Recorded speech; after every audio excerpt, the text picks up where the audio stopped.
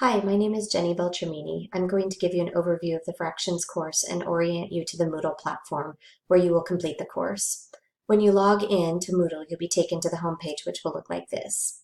From the homepage, you can access resources on Achieve the Core and also access the courses that you're enrolled in or that you have been enrolled in. So if you've previously taken a mini course from Student Achievement Partners, those will be listed here, as well as the Fractions course. And if you haven't taken one before, only the Fractions course will be listed.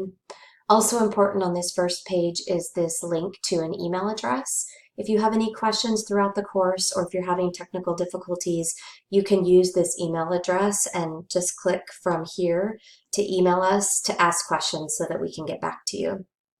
So let's go ahead and dive right into the Fractions course.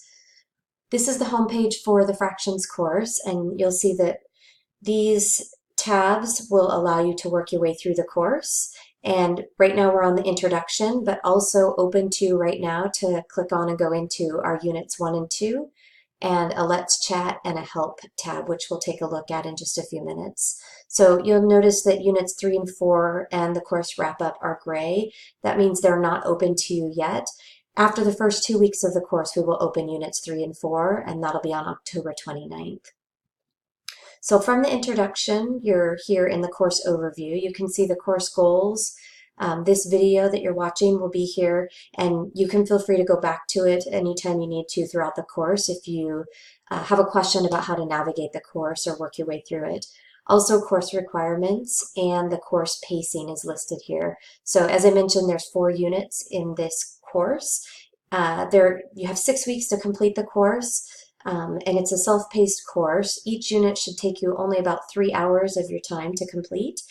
And so the idea is the first 2 units might be done in the first 2 or 3 weeks of the course, and units 3 and 4 could be done after that. And although it's self-paced, we're hoping that many of the people in the course will be working through the units around the same time. We think that that will help ensure that there's a good discussion board and rich discussions and opportunities for everybody to learn from one another and collaborate throughout the course. So also on this introduction is a syllabus, which is just really listing the objectives of each unit, and then the participant introduction. So we hope that one of the first things you do when you log on and go into the course is to go to this section of participant introductions and introduce yourself to your group. So you'll see here there's a link to a forum or a discussion board where you can introduce yourself and share with us your name and where you live and what you teach or what your job is. And you can even add an image or any other details about yourself that you'd like to share with your group. So let's go ahead and look at the Let's Chat and the Help sections next. The Let's Chat section, in this idea sharing and questions tab, there's an open discussion board there's no prompt or question that goes with it. It's just a place for all of you to engage with one another. So if you have an idea to share, if you want something to give something to get feedback, if you have a question, feel free to post it in this open discussion board, and we hope that you'll find this is a place where you can learn from the other people that are in the course as well. And then if you want to learn more about the course facilitators, so I'm listed here, and then we also have 2 core advocates that are going to be helping to facilitate the course. So Karina helped to design the course, but she also will be facilitating during the course itself, and then Sarah will also be facilitating. So both Karina and Sarah will be popping into the discussion boards and responding and replying and adding their thoughts to the discussion boards. They'll also be monitoring some of the assignments and making sure that any questions that people might have or areas where people feel stuck, that they are there to support them. So they're going to be available throughout the course to all of you. So that brings me to the help section.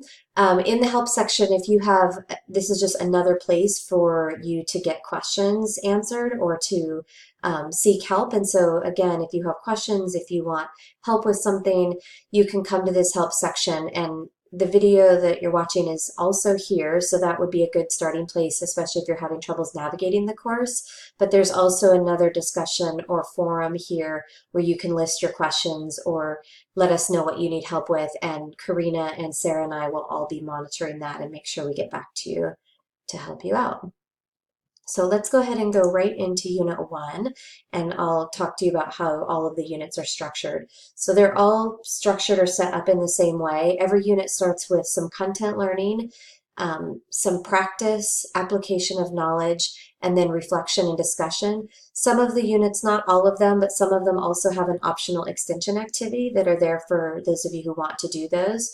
And so the idea is that you would work through each of these tabs in order and then work through the activities that are below them also in order. So you'll notice in Unit 1 it starts with a video to watch and moves on to an interactive task to complete and some reading, and then ends with a journal reflection. And so for each of the tasks or activities within each of the sections, there's a title of that task. It lists how many minutes we think, you know, it possibly will take you to complete it, and then some directions to read. And then most of the tasks or activities also have a link to either a document or an activity, a journal, or a discussion board.